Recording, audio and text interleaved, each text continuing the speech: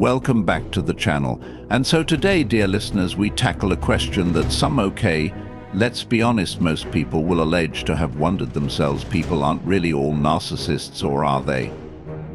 In a time where social media and self-promo seem to be having a heyday, this culture of valuing individualistic traits so much can make human narcissism feel like it is at an all-time high.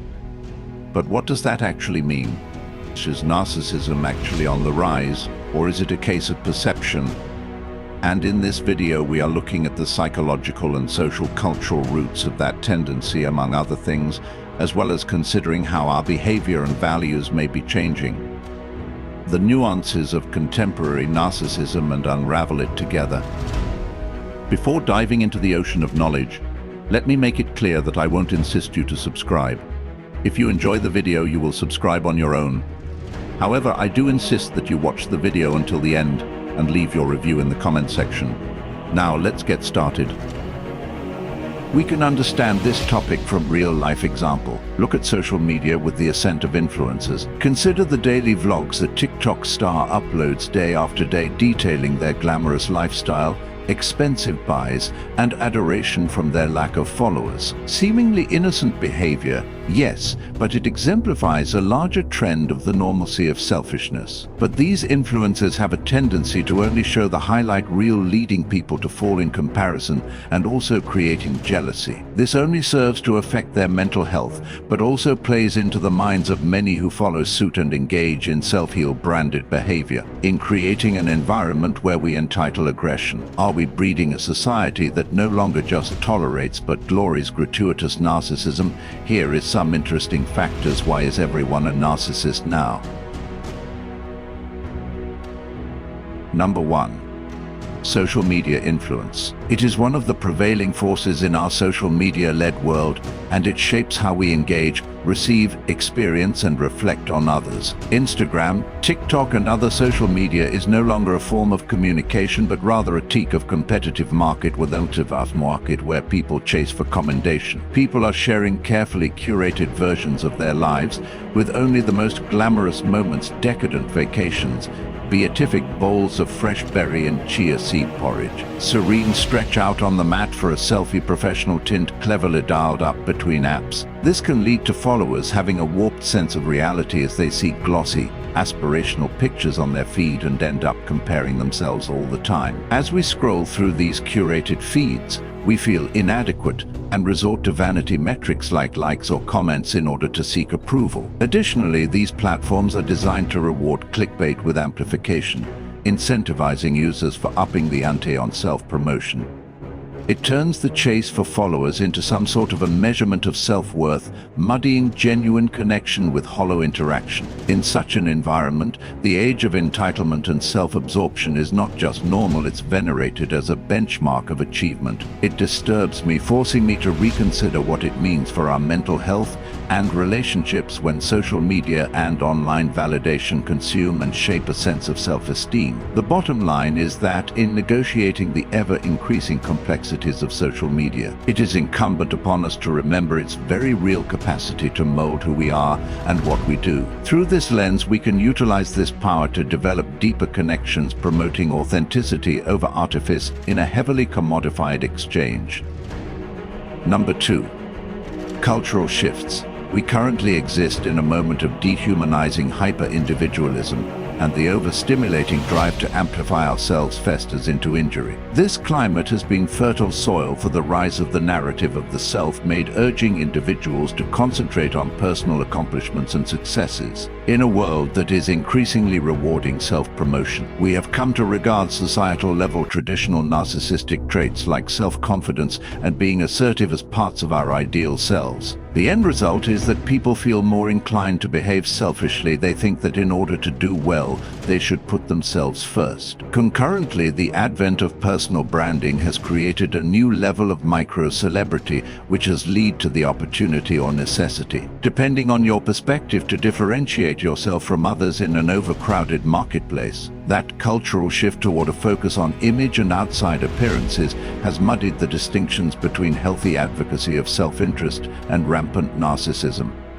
This pressure to highlight the best of our lives across all platforms, from accomplishments, milestone moments and picture-perfect experiences, while minimizing vulnerable moments many experience undercurrents. This risks replacing genuine conversations with small talk, and we end up appearing as nothing more than another person looking to promote ourselves. Also, the trend of people being more open about caring for their mental health and actually taking care of themselves on platforms like YouTube and others is positive, but also can lead to a sense of entitlement. The idea of having to put yourself first. Upon hearing this, it could be interpreted as cause for someone seeking validation in treating others like shit. What this cultural paradigm reveals are poignant queries for our time of warlords rather than big villages, if you will. It is therefore necessary to reconcile the reckoning with individualism required by these tectonic shifts, as well as the recognition of our inherent emotional needs and insecurities that often prevent us from cultivating healthy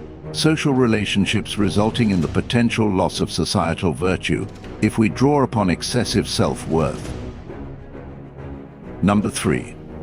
Mental health and anxiety. In today's fast-paced world, mental health challenges are more prevalent than ever, and their connection to narcissistic behaviors is striking. The pressures of daily life, whether from work, relationships, or societal expectations, can lead to significant stress and anxiety. Many individuals find themselves overwhelmed, turning inward and prioritizing their own needs as a coping mechanism. This self-focus, while often a natural response to anxiety, can easily spiral into narcissism as people become more absorbed in their personal struggles and desires. As anxiety increases, the need for validation can intensify. Individuals may seek external affirmation through social media or personal relationships, trying to fill the emotional void created by their mental health challenges. This behavior not only amplifies self-centered tendencies but also exacerbates feelings of isolation. The more one focuses on themselves, the less room there is for genuine connections with others. In this way,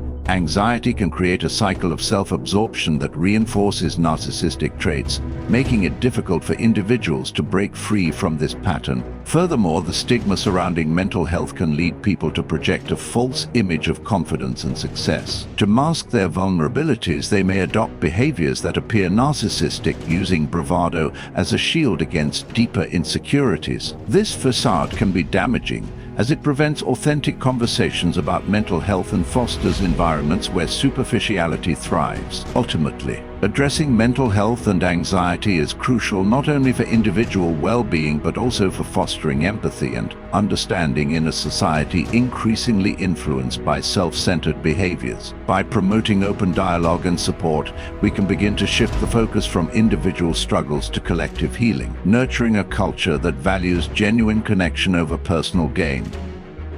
Number 4. Comparison culture.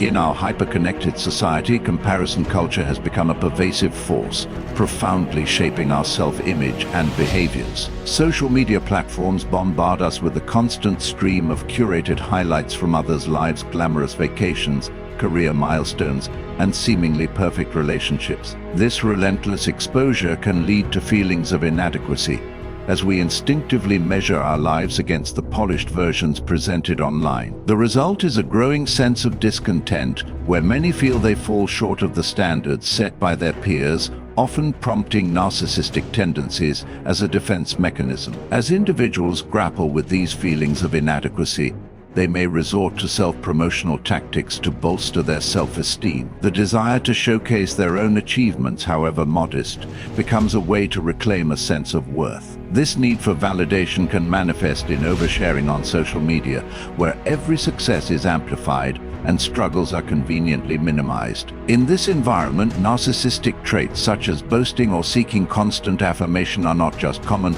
they are often seen as necessary for social survival. Moreover, comparison culture can erode genuine connections, fostering a sense of competition rather than collaboration. Instead of celebrating each other's successes, individuals may feel threatened or envious, leading to superficial relationships built on rivalry rather than support. This dynamic creates a cycle where self-centered behaviors are reinforced as people increasingly prioritize their image over authentic interactions. Ultimately, Breaking free from comparison culture requires a conscious effort to cultivate self-compassion and appreciate one's unique journey, recognizing that true fulfillment comes from within, not from the curated lives of others.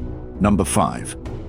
Generational differences. As we navigate the complexities of narcissism, it's essential to examine how generational differences play a crucial role in shaping behaviors and attitudes. Younger generations, particularly millennials and Gen Z, have grown up in a digital landscape where self-expression and visibility are paramount. From a young age, they've been immersed in social media, where the pressure to curate a perfect online persona is ever present. This environment fosters a unique set of expectations, where personal branding and social status are often prioritized over traditional values of humility and community. This cultural backdrop has cultivated a mindset that sometimes leans toward entitlement. Many young people feel a strong sense of individuality, believing that their opinions and experiences should be front and center. While this self-assuredness can empower them to advocate for change and push boundaries, it can also manifest as self-absorption. The emphasis on personal achievement and the hustle culture can lead to a competitive mentality